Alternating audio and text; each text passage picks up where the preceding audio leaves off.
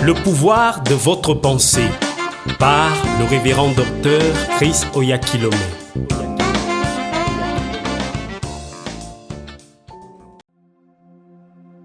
Chapitre 8. Combattez les pensées et émotions négatives. Dans la définition que nous avons donnée de la pensée, il ressort qu'elle est responsable du traitement des sentiments et émotions. Ceci renvoie plus spécialement aux différents degrés d'affection, de désaffection et de passion. Vous pouvez avoir plus ou moins d'affection envers une personne ou une chose. Ainsi, vous pouvez expérimenter l'affection ou la désaffection. Vous pouvez également être passionné ou non. Tous ces éléments sont des produits de la pensée. Ne produisez ni affliction ni peine. Néhémie chapitre 8 verset 10 nous dit: Ils leur dirent: Allez, mangez des viandes grasses et buvez des liqueurs douces et envoyez des portions à ceux qui n'ont rien de préparé, car ce jour est consacré à notre Seigneur. Ne vous affligez pas, car la joie de l'Éternel sera votre force. La partie de ce verset qui devrait retenir votre attention est: Ne vous affligez pas, car la joie de l'Éternel sera votre force. L'expression « ne vous affligez pas » n'est pas convenablement traduite dans la version de Louis II. En effet, dans le texte hébreu, le mot traduit par « affligé » est « autzab » et signifie tailler, fabriquer ou façonner l'affliction, la peine, la colère, le mécontentement, le chagrin et le heurt. En clair, Néhémie faisait savoir à Israël de ne pas transformer, fabriquer ou produire ces sentiments et émotions négatives d'affliction, de peine, de colère, de mécontentement, de chagrin ou de heurt, car la joie du Seigneur est sa force. Le but de Néhémie ici était de voir le peuple être fort et non affaibli, réussir et non échouer, prospère et non indigent. Alors, il leur recommanda de ne point produire ni affliction ni peine, car cela pourrait les déprimer, voire les détruire. La joie du Seigneur est votre force, et Dieu vous veut fort par la vertu de cette force qu'il met à votre disposition. Sinon, il ne peut pas vous utiliser. Souvenez-vous de la déclaration qu'il a faite à Josué. « Fortifie-toi seulement et aie bon courage. » Josué, chapitre 1, verset 7. Et à présent, Néhémie nous révèle que cette force réside dans la joie du Seigneur. C'est pour cette raison que lorsque Satan veut que vous offensiez Dieu, il s'attaquera à votre joie. Il essaiera de vous voler votre gaieté et fera en sorte que vous teniez pour responsable de vos mauvais sentiments et émotions tous ceux qui sont près de vous. Un succès de la part de Satan vous plongera dans une colère et un bouleversement permanent, car il se trouvera toujours une personne quelque part pour vous offenser, vous heurter et vous agacer. C'est de cette façon que s'installe une attitude. Mais en réalité, vous êtes devenu plus faible spirituellement, permettant à Satan de voler la joie du Seigneur qui était supposée être votre force. Si pour le Seigneur, il n'est pas question de créer, fabriquer, transformer ou produire la peine, le mécontentement, le chagrin et l'affliction, c'est tout simplement pour vous faire savoir ceci. Tant que vous ne reproduisez ou ne transformez pas ces éléments dans votre pensée, ils n'ont aucun pouvoir ou influence sur vous. Dieu a dit à Josué, je serai avec toi, je ne te délaisserai point, je ne t'abandonnerai point. Comme j'ai été avec Moïse, je serai avec toi, nul ne tiendra devant toi, tant que tu vivras.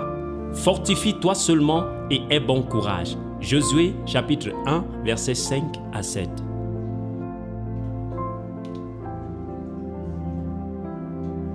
Tout comme pour Josué, le Seigneur vous demande de vous fortifier et d'avoir bon courage. Mais comment allez-vous vous fortifier? Cette force provient de la joie du Seigneur et elle s'exprime par le chant, le rire, la danse, les paroles de louange et l'entente parfaite qui existe entre vos frères et sœurs dans le Seigneur et vous. Alors même que vous les gratifiez de paroles positives, édifiantes et pleines d'encouragement. Refusez de vous attarder sur la peine, l'affliction et tous les autres sentiments et émotions négatifs. Ne focalisez pas votre pensée sur l'échec. Ne focalisez pas votre pensée sur l'échec, encore moins sur ceux qui vous cherchent noise. Ne focalisez pas votre pensée sur leurs paroles blessantes et haineuses. Vous êtes né de Dieu et avez sa nature. Vous avez été créé à son image, alors pensez et agissez comme lui. Vous êtes un enfant de Dieu, une manifestation de sa justice. 2 Corinthiens chapitre 5 verset 20. Un révélateur de sa lumière et un dispensateur de ses bontés. Par conséquent, ne laissez cours à aucune pensée négative. Ne permettez pas que le caractère de Satan se manifeste à travers vous. Il existe sûrement des individus que vous avez déclarés persona non grata et à qui vous avez décidé de ne plus adresser la parole en raison du tort qu'ils vous ont causé. Seulement, une attitude pareille est contraire à la nature de Dieu. Dans notre royaume, nous ne faisons pas d'ennemis. Nous pouvons être transformés comme ennemis par les autres. Nous pouvons être considérés comme ennemis par les autres, mais en réalité, nous n'avons que des amis. La Bible nous révèle que mais Dieu prouve son amour envers nous en ce que, lorsque nous étions encore des pécheurs, Christ est mort pour nous. Romains chapitre 5, verset 8. Soyez semblables à Christ dans votre attitude. N'attendez pas que celui qui vous a offensé s'amende avant de lui accorder votre pardon et de recommencer à lui adresser la parole. Au contraire, agissez comme Dieu, qui continue d'aimer les pécheurs, même lorsque ces derniers l'ignorent. Offrez votre amour, attentions et soins aux autres, bien qu'ils continuent de vous mépriser et vous manquer de respect. Laissez cours à la justice de Dieu dans votre esprit et vous serez heureux en permanence. Répondez spirituellement, pas émotionnellement. Autour de vous, les individus peuvent répondre d'une façon émotionnellement négative. Mais vous avez appris à répondre à partir de votre esprit. Dieu veut que ces paroles soient présentes dans votre esprit afin qu'il puisse également contrôler votre pensée. C'est pour cela que Paul nous invite à être renouvelés dans l'esprit ou le caractère de votre intelligence et votre pensée.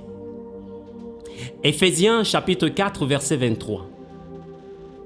Nous avons appris à partir de Romains chapitre 12 verset 2 la manière de transformer nos vies et nos pensées. Ne vous conformez pas au siècle présent, mais soyez transformés par le renouvellement de l'intelligence, afin que vous discerniez quelle est la volonté de Dieu, ce qui est bon, agréable et parfait. Ce verset fait partie des premiers qui m'ont enseigné que j'ai dû mémoriser pendant ma croissance dans l'Église en tant que jeune chrétien. Paul enseigne tout simplement que la responsabilité de renouveler votre pensée vous incombe. Aussi, notez qu'il ne s'en tient pas seulement à vous dire d'être transformé par le renouvellement de votre pensée. Il va plus loin et vous fait comprendre qu'en renouvelant votre pensée, vous discernerez quelle est la volonté de Dieu, ce qui est bon, agréable et parfait. Lisez posément Romains chapitre 12, verset 2 et méditez-le. C'est la parole de Dieu et elle est faite pour produire des résultats dans votre vie. Permettez uniquement au meilleur en vous de s'exprimer.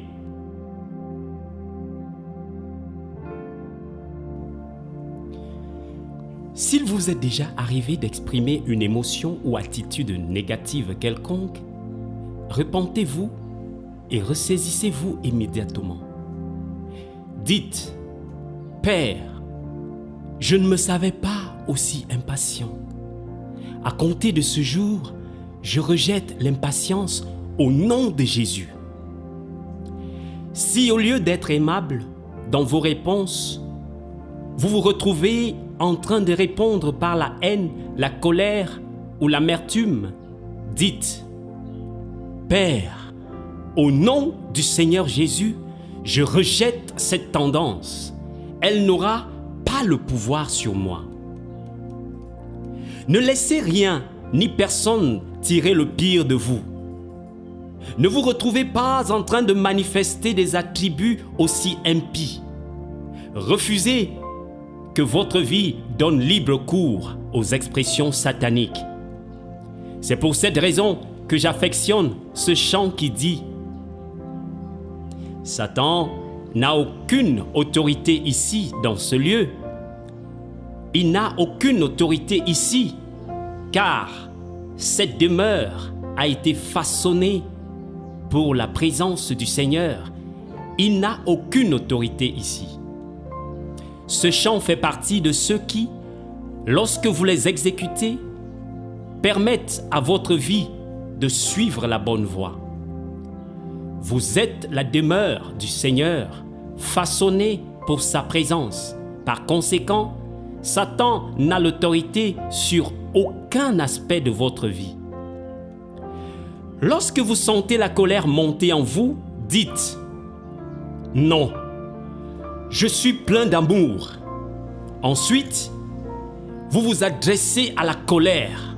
« Colère, tu n'as aucune autorité dans mon cœur, car je suis la demeure du Seigneur, façonnée pour sa présence. » En agissant ainsi, l'amour de Dieu va croître et remplir votre cœur.